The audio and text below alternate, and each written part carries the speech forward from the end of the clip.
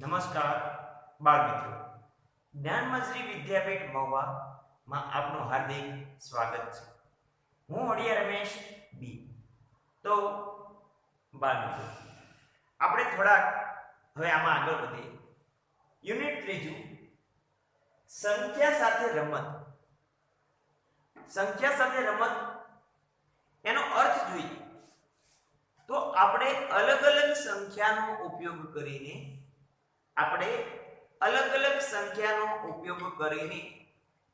અલગ અલગ ગણતરી કરવાની છે. આપણે અલગ અલગ સંખ્યાનો ઉપયોગ કરીને અલગ અલગ ગણતરી કરવાની છે. તો ગણતરી ઘણી બધી રીતની હોય. સરવાળો કરવાનો હોય, બાદબાકી કરવાનો હોય, ગુણાકાર હોય, ભાગાકાર હોય, એમ કોઈ પણ રીતે ગણતરી આવે. તો આ આપણે અલગ અલગ સંખ્યા લઈને ગણતરી કરવાની હોય. પણ એ શબ્દ એવો સમજીને રમત રમવી એટલે આપણે મેદાન પર રમી તે રમત નહીં, પરંતુ આપણે કોઈડે ઉકેલ આપણે જોતા હોય કે આપણે નાના હતા ત્યારે રમતો રમે કે 2 + 2 કેટલા થાય અને એટલા ભાગ પાડી તો દરેકના ભાગમાં કેટલી સંખ્યા આવે.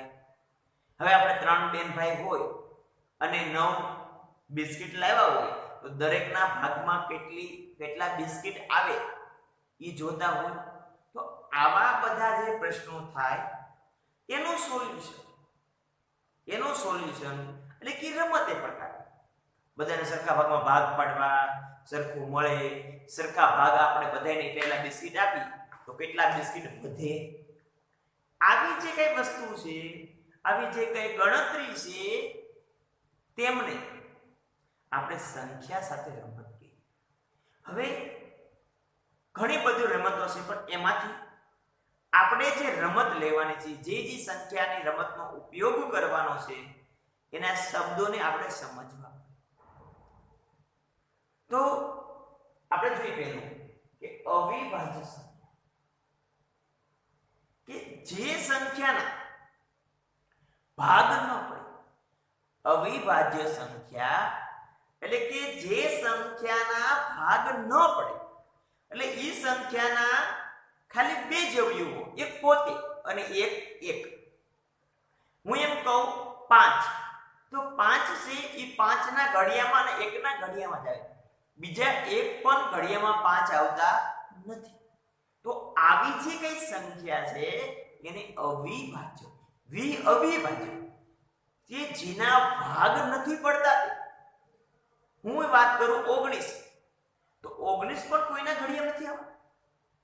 તો આવી જે સંખ્યા છે એને અવિભાજ્ય સંખ્યા કહેવામાં આવે છે. તો હવે બાળ મિત્રો, અવિભાજ્ય સંખ્યાની હું વ્યાખ્યા બોલું એ લખજો. હવે જે સંખ્યાના અવયવ 1 અને તે સંખ્યા પોતે હોય તેવી સંખ્યાને અવિભાજ્ય સંખ્યા કહે છે. આ અહીં વ્યાખ્યા આપણી પૂરી થઈ. મેં તમને આ સમજાવ્યું. તમે અવિભાજ્યમાં થોડા ઘણા શબ્દો બદલાય અને તમે તમારી રીતે લખો તો પણ કઈ પ્રોબ્લેમ નથી. હવે આમાં લખો. ઉદાહરણ તરીકે આપણે લખીએ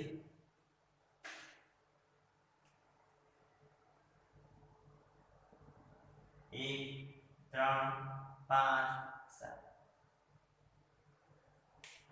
તમે બાળ મિત્રો આવા ઘણા બધા ઉદાહરણ તમે તમારી રીતે પણ લખી શકો. જરૂરી નથી,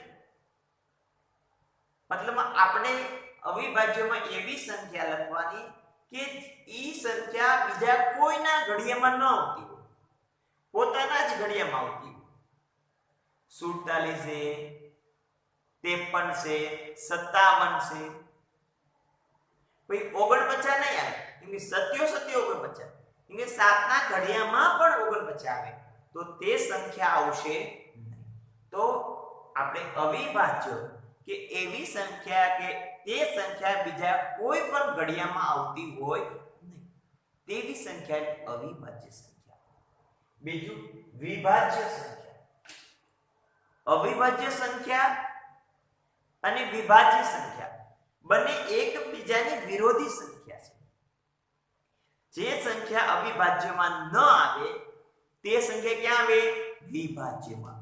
વિભાજ્યમાં એટલે કે તે સંખ્યા પોતાના ઘડિયામાં અથવા બીજાના ઘડિયામાં પણ આવતી હોય તેવી સંખ્યાને વિભાજ્ય સંખ્યા કહેવામાં આવે. કેવી કહેવામાં આવે? વિભાજ્ય સંખ્યા. તો હું વિભાજ્ય સંખ્યાની વાત કરું તો હવે એની વ્યાખ્યા બોલો. જે સંખ્યાનો અવયવ 2 કરતા વધારે અવયવ મળતો હોય તેવી સંખ્યા વિભાજ્ય સંખ્યા કહે છે. આપણે વિભાજ્ય એટલે કે એવી સંખ્યા કે તે વ્યાખ્યા આપણે પૂરી કરી અહીંયા, પણ એમાં આગળ વધી કે વિભાજ્ય એટલે કે એવી સંખ્યા કે તે સંખ્યા બીજાના ઘડિયામાં પણ આવતી હોય. તો શરૂઆત થશે 4, તો 2 2 ને 4, એકના ઘડિયામાં એટલે કે ઉદાહરણ લખું 4 8 9 10. આમ બાળમિત્રો, તમે વિભાજ્ય સંખ્યાના પણ ઘણા બધા ઉદાહરણ લખી શકો. જરૂરી નથી કે એટલા જ ઉદાહરણ લખવા. એટલે વિભાજ્ય સંખ્યા એટલે એવી સંખ્યા કે તે સંખ્યા ઘણા બધા અવયવ એટલે કે 2 કરતા વધારે અવયવ હોય. જો 2 જ અવયવ મળે ને કોઈ પણ સંખ્યાના તો એ અવિભાજ્ય થઈ જાય. કેવી થઈ જાય? અવિભાજ્ય. પણ કોઈ પણ સંખ્યાના 2 કરતા વધારે અવયવ મળે તો તે સંખ્યા વિભાજ્ય. કેવું થાય? વિભાજ્ય. હવે ત્રીજું એકી સંખ્યા. એકી સંખ્યા એટલે કે જે સંખ્યાના સરખા 2 ભાગ ન પડે. ભલા સમજાવું. એકી સંખ્યા એટલે કે જે સંખ્યાના 2 સરખા ભાગ ન પડે એવી સંખ્યાને એકી સંખ્યા કહેવાય. એવી સંખ્યા કહેવાય એકી સંખ્યા. જો બોલો હવે વ્યાખ્યા લખો. જે સંખ્યાના 2 સરખા ભાગ ન પડતા હોય તેવી સંખ્યાને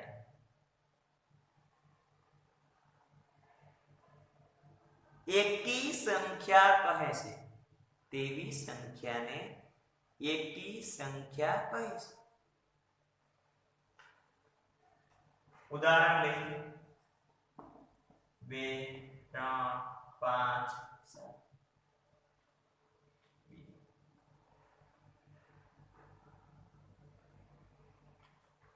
આમ અને એક પણ લેશું એટલે 1 3 5 7 9 11 10 હોય તો 10 ને એટલે 5 વત્તા 5. પછી ભાગ પડે એનો અર્થ એવો કે પોઈન્ટમાં લેવાનું નથી. એ આપણે ખાસ પાછું ધ્યાન રાખવું પડે બાળ મિત્રો. તો આમ ખૂબ સરસ અને આપણને સરળતાથી સમજાય એવા છે. હવે એની પછી બેકી સંખ્યા એટલે કે એકી સંખ્યા અને બેકી સંખ્યા એ એકબીજાની વિરુદ્ધ સંખ્યા છે. બેકી સંખ્યા એટલે કે જે સંખ્યાના 2 સરખા ભાગ પડે તેવી સંખ્યાને બેકી સંખ્યા કહે છે. ફરીથી સમજાવું. હવે વ્યાખ્યા લખો. જે સંખ્યાના 2 સરખા ભાગ પડે તેવી સંખ્યા બેકી સંખ્યા કહે છે. તેવી સંખ્યાને બેકી સંખ્યા કહીએ છીએ. ઉદાહરણ જોઈએ તો 2 4 6 8 10. તમે જો 1 પછી 2 અહીંયા આવ્યા, 3 ક્યાં આવ્યા? અહીંયા 4 અહીંયા, તો 5 એમ એકી સંખ્યા અને બેકી સંખ્યા એકબીજાની વિરોધી સંખ્યા છે. હવે અવયવ અવયવી અવયવ અને અવયવી ઘણી વખત બાળ મિત્રોને બહુ ભૂલ પડે અવયવ અને અવયવી. તો અવયવ કોને કહેવું? કે કોઈ પણ સંખ્યા આપ્યું તે સંખ્યા કોના કોના ઘડિયામાં આવે? તે સંખ્યા કોના કોના ઘડિયામાં આવે? હું એમ કહું કે 10, તો 10 છે 1 ના ઘડિયામાં આવે, 2 ના ઘડિયામાં આવે, 5 ના ઘડિયામાં અને 10 પોતે. તો આ ચાર સંખ્યા થઈ એ 10 ના અવયવ કહેવામાં આવે. શું કહેવાય? 10 ના અવયવ. તો અવયવ માટે હવે વ્યાખ્યા બોલું તો લખો અવયવ કોને કહેવાય? જે સંખ્યાના અવયવ શોધવાને હોય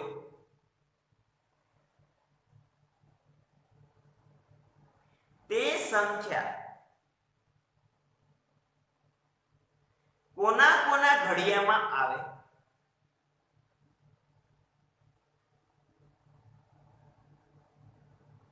તે સંખ્યાને પોતાનો અવયવ કહે છે. તે સંખ્યાને પોતાનો અવયવ કહે છે. ઉદાહરણ જોઈએ આપણે 8 ના અવયવ શોધીએ તો 1 ના ઘડિયામાં છે, 2 ના ઘડિયામાં, 4 ના ઘડિયામાં અને 8 પોતે. તો એ 8 ના શું થયા? અવયવ.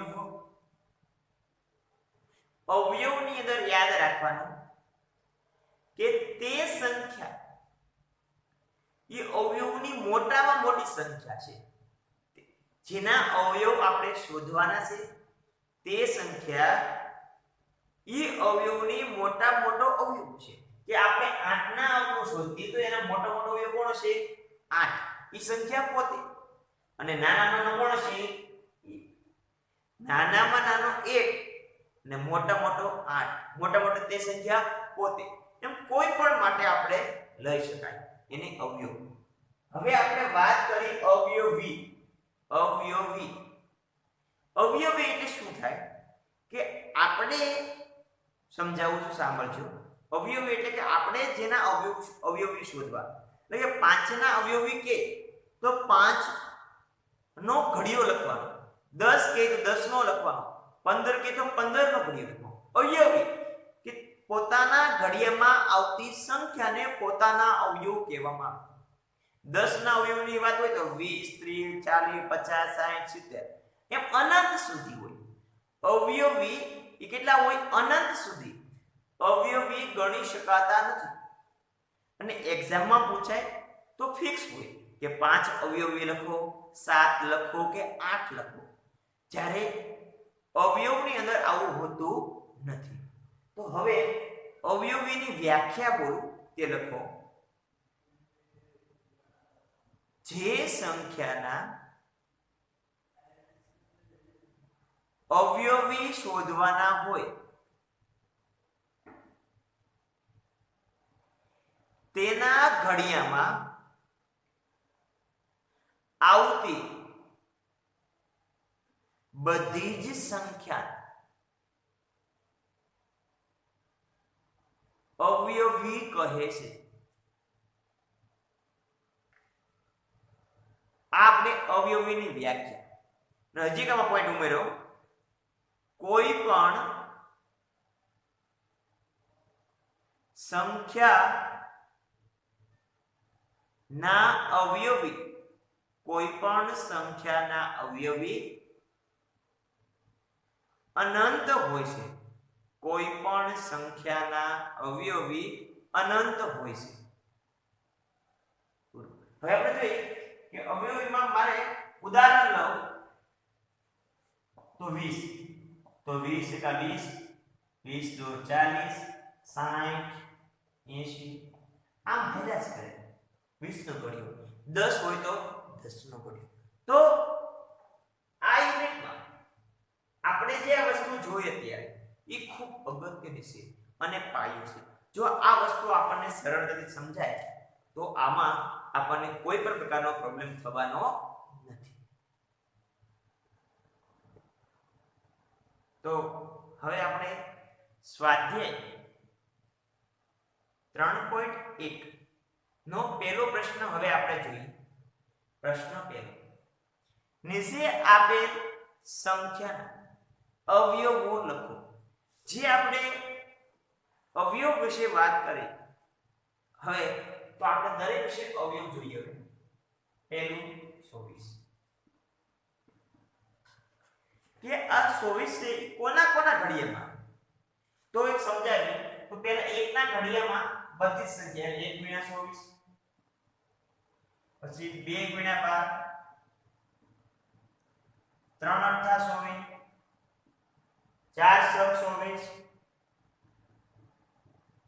5 ના ઘડિયામાં નહીં પણ 6 ના ઘડિયામાં ગયો, 7 માં નહીં આવે, 8 માં આવી ગયું, 9 માં નહીં આવે, 10 માં ન આવે, 11 માં નહીં આવે, 12 તો આવી ગયું અને 24. તો હવે લખી તેથી 24 ના અવયવો 1 2 3 4 6 8 12 હંમેશા સરતા ક્રમમાં લખવાનું. અવયવો હંમેશા સરતા ક્રમમાં લખો. પણ તમે ધારો કે સરતા ક્રમમાં ન લખ્યું તો પ્રોબ્લેમ નથી, પણ સામેવાળા વ્યક્તિને એવું થવું જોઈએ કે આને બધું વ્યવસ્થિત આવડે છે અને તમે જે અવયવ પાડો એના હંમેશા ગ્રુપ બનતા છે. એટલે ત્યાં 24 12 દો 24, 8 તેરી 24 અને 6 24. જો મતલબમાં પહેલી અને છેલ્લી ગુણાકાર આપેલ સંખ્યા થતી છે. જો આપેલ સંખ્યાએ ગુણાકાર ન થાય તો આપણે એવું સમજવાનું કે આપણે કંઈક અવયવમાં ભૂલ કરી. બીજો એક્ઝામ્પલ જોઈએ 15.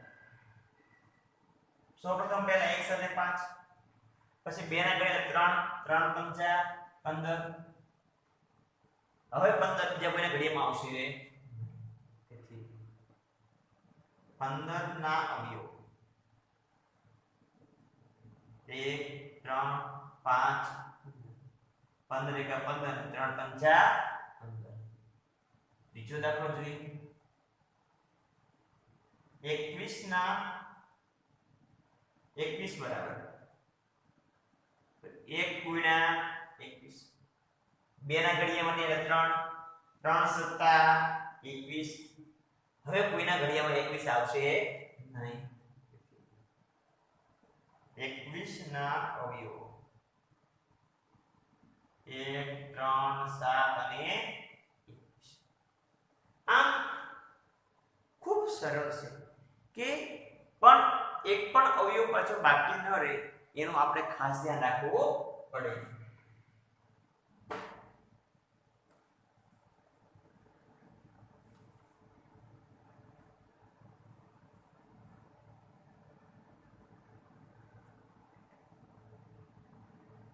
ચોથો એક્ઝામ્પલ 27.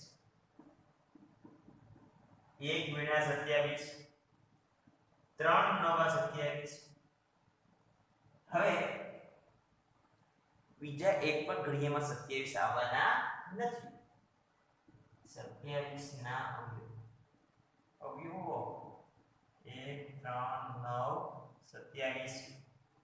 હવે 5 12, તો 1 ગુણ્યા 12, 2 ગુણ્યા 6, 3 ગુણ્યા 4. હવે 5 ના ઘડિયામાં નો આવે, 6 ના ઘડિયા આવી ગયો 7માં 9 8માં 9માં 10માં 11માં 12 તો આવી 12 તેથી 12 ના અવયવો 1 2 3 પહેલા 1 2 3 4 6 12 जुगुरु 1 12 12 6 2 12 4 तेरी 12 આ વસ્તુ તમારે બતાવવાની જરૂર છે પરંતુ આપણા સમજણ માટે ઉપયોગી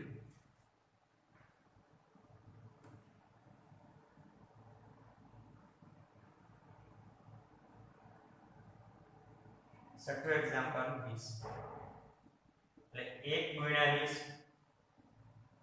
2 ગુણ્યા 10 એટલે 20 3 ના ઘડિયામાં નહીં આવે 4 5 20 ગુડ હવે કોઈના ઘડિયામાં 20 આવવાના નથી 20 ના અવયવો 1 2 4 5 10 અને 20 1 2 3 4 5 અને 7 હંમેશા બેકી સંખ્યામાં એટલે યુગ્મ સંખ્યામાં જ અવયવ મળશે જો યુગ્મ સંખ્યામાં અવયવ ન મળે તો એનો અર્થ કે આપણે કઈ ભૂલ થઈ 7મો દાખલો જોઈએ 18 ના 18 બરાબર 1 ગુણ્યા 18 2 9 18 3 6 18 હવે બીજી પણ એક બીજું જોવાનું કે 18 કરતા જો એના ભાગ પડે તો જોવાનું 18 ના અડધા પણ થાય 9 તો 9 દૂટા તો હંમેશા એના જે સંખ્યા આપે એની કરતા અડધી સંખ્યા મળશે અડધી કરતા વધારે ક્યારે મળવાની નથી એટલે 18 ના અવયવ 1 2 3 6 9 અને હવે 8મો દાખલો જોઈએ 23 તો 23 છે એ અયુગ્મ છે અથવા અવિભાજ્ય છે તો ભાગ ન પડે એટલે એક સાથે તો ગમે ના અવયવ હશે એટલે 23 ના અવયવ બરાબર 1 અને 23 કોઈ પણ અવિભાજ્ય સંખ્યા હશે તો આપણને સરળતાથી ખબર પડશે કે એ સંખ્યાના બે જ અવયવ હોય એક સંખ્યા પોતે અને એક બીજું કોઈ પણ અવયવ આપણે મળશે નહીં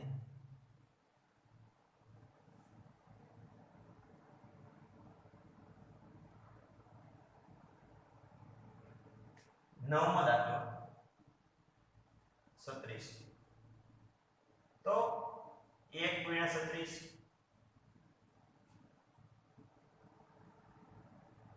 18 દુ 36 3 3 12 13 36 હવે અહીંયા 4 તો 4 9 36 તો આપણે 36 કરતા અડધા 18 ના અડધા 36 ના અડધા 18 18 12 36 936 હવે આપણને બીજા એક પણ ઘડિયામાં આવે 36 મળશે નહીં 36 ના અવયવો 1 2 3 4 9 12 18 36